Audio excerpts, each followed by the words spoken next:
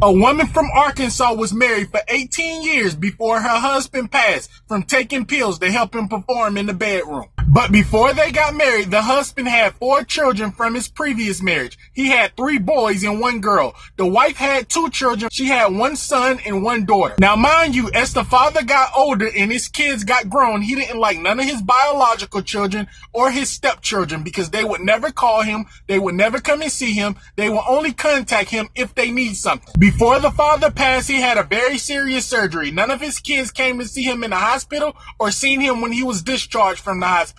They didn't even call. If he wanted to talk to them or let them know what's going on in the family, he would always have to call them, and sometimes they wouldn't answer his phone calls. So before this father passed, he did the unthinkable. He took all of his kids off his will, his biological children and his stepchildren. He took everybody off the will. He didn't want them to get nothing. He didn't like them anymore. He couldn't take the disrespect. So when this father passed for taking multiple pills to help him perform in the bedroom, he left his wife over $4 million.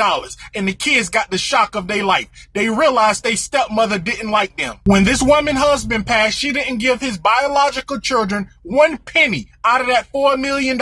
She even blocked their number and cut off all contact with them. She did not want to talk to them anymore under any circumstances. But everything would turn deadly when the father's biological children seen a stepbrother and a stepsister with a new car and a new house on Facebook. The stepmother took very good care of her biological kids, even though the father took them off the will also. But she didn't do nothing for the father's biological kids. She didn't like them. When the father's biological children realized the stepmother didn't like them and she wasn't going to do anything for them, she wasn't going to give them any money, and they found out she was taking care of her own biological children, they took matters into their own hands. The stepmother lost her life in a very disturbing way. Let me explain. These children's father took care of their stepmother for 18 years. She never had to work since she got married. The father did very well for himself. He owned a small construction company. When the husband and wife got married, they all moved into one big house and they became one big family. But the stepchildren and the biological children never really liked each other. They didn't like each other because the husband's biological children would always disrespect the stepmother.